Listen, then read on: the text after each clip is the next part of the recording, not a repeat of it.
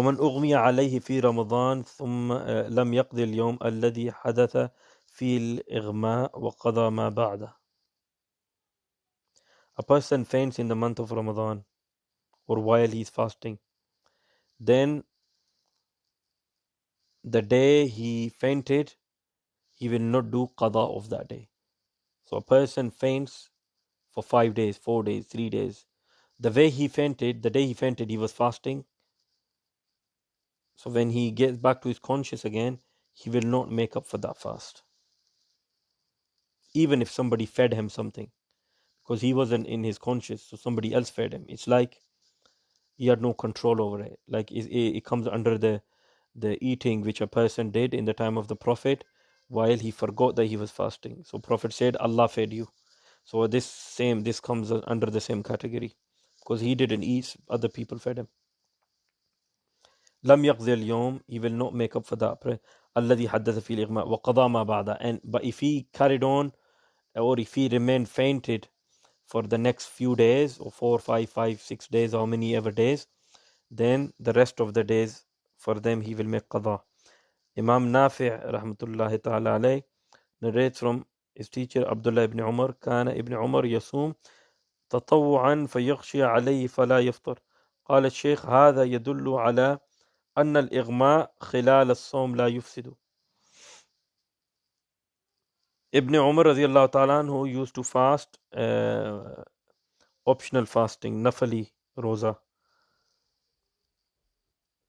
Sometime he would faint. Ibn Umar would end up fainting because of fasting. Okay.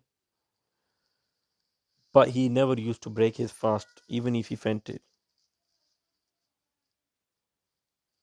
So Shaykh, قال الشيخ, Shaykh says that this is the dalil, this is the Imam Nafi' says that this is the evidence that the fasting does not break if you faint while fasting. So while you're fasting, you fainted, your fast didn't break. Imam Bayhaqi rahmatullah alayh brought this hadith in 4th volume, page number 396, hadith number 8110.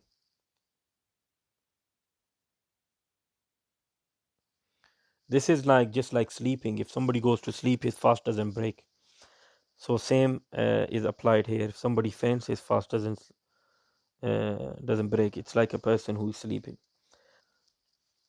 وَإِذَا أَفَاقَ الْمَجْنُونَ. Now somebody who was majnoon, who was majnoon, who was mental, he had mental disability, and he didn't know what's going on around him. Now afaq al-majnoon, he became normal again. So his health has got better. So his mental state has changed and he's become normal again. He's not mental anymore. Okay. في بعد Ramadan. Now the time that he became normal was the time of Ramadan.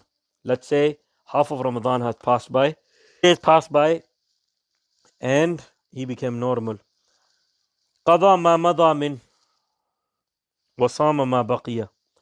He will fast the days that are remaining and he will make up for the days that he has missed.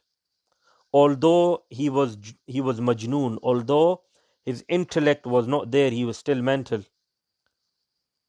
And his health improved in mid-Ramadan or in some part of Ramadan which he has missed. After that part of Ramadan which he has missed, his mental capacity or his health improved. Now the days that he has missed, he will do qada for them. He will make up for them in other days. And the days that are remaining, now he knows, he has his intellect, he knows what fasting is. For the remaining days, he would be fasting. Imam Shafi rahmatullahi ta'ala alayhi states that all those days in which he was majnoon, all those days he was mental, going through that problem. He does not have to make up for that. He doesn't have to do qada of those days. Only when his health improves and he becomes normal, from there onwards he would fast, not for the days which he has used. Imam Abu Hanifa's dalil is the previous hadith from the previous mas'ala of Abu Dawud Sharif, which I have already mentioned. And another hadith here, which is the dalil of Imam Shafi rahimahullah. Ibn Abbas قال, Ibn Abbas radiallahu ta'ala anhu says that in the time of Umar radiallahu ta'ala anhu, there was a woman, she was majnoona, she had lost her mind, she committed adultery with somebody. Somebody committed, she did zina with someone. فقال علي لعمر يا أمير المؤمنين أمرت برجم. Hazrat Ali radiallahu ta'ala anhu went to Umar radiallahu ta'ala and said, Ya Amir al-Mu'mineen, did you give her punishment of rajam, the punishment of committing adultery? Did you impose the punishment of adultery on her because she committed adultery in the state of majnoon, in her junoon, in the state that she didn't have her mental capacity to understand what she was doing. She didn't know what she was doing. So she committed zina with somebody. She didn't know what she was doing because she didn't have her aql. And you, Ali radiallahu anhu said to Umar, and you passed on a judgment that she should be punished for that because she committed a crime. Qala naam, yes I did. Qala, then Ali said, radiallahu ta'ala, said to Umar radiallahu ta'ala, he's reminding him. Hazrat Umar maybe forgot, so Hazrat Ali is reminding him. Qala amma tazkur al-qalam an thalathin, that pen has been lifted from three type of people. In this riwayah, an thalathin, in another one, an thalathatin, that the pen has been uplifted from three people. What does it mean? That you cannot give judgment against three people. If they commit crime in those states, they will not be punished for it. Three people. Which ones? Anin naim hatta yastayqiz, somebody who is sleeping. So if he is sleeping in his dream, he's done something. In the morning, he gets up and says, in my dream, I killed somebody. Or in my dream, I did zina, or I slept with a woman. Or in my dream, I had alcohol. Or in my dream, I did this crime. Now the judge or the king will not punish him for that because that was a dream. Hatta stayqaza. Okay, if he wakes up and he does the same thing in a state that he's not sleeping, then he could be punished. Sabi hatta yahtalim, and a child. So child are innocent. So if there is a child who does something, a child steals from a shop, or a child he does some kind of sin, some kind of crime, then he will not be put into prison. He won't be imprisoned or punished for it. Of course, there are other educational centers he could be sent there depending on his age. If somebody is 6, 7, 5, 7 or 7, 8 years old, he stole a sweet from somebody, or he damaged somebody's property, he will not go to prison for that. He's uplifted because he doesn't understand what he's doing. So pen is lifted from him. You cannot give judgment against a child and against a person who's sleeping. And sleep if somebody does something. Wa'anil majnoon. And the third one is a person who is mental. He has junoon.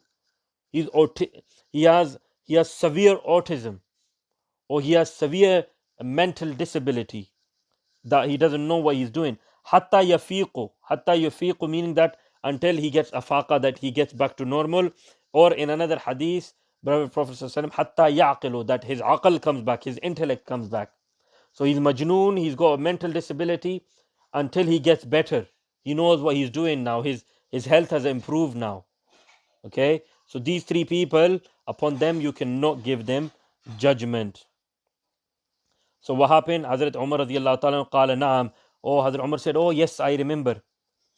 فَخَلَى عَنْهَا. So he said, okay, let that majnoona, let that woman who had lost her mental capacity and committed zina, let her free. Set her free. Why? Because she didn't know what she was doing. So when she committed zina, she didn't know what she was doing. This hadith is narrated by Imam Abu Dawood on page number 256, hadith number 440. And Imam Bayhaqi also narrated this hadith in his 4th volume on page number 448, hadith number 8307.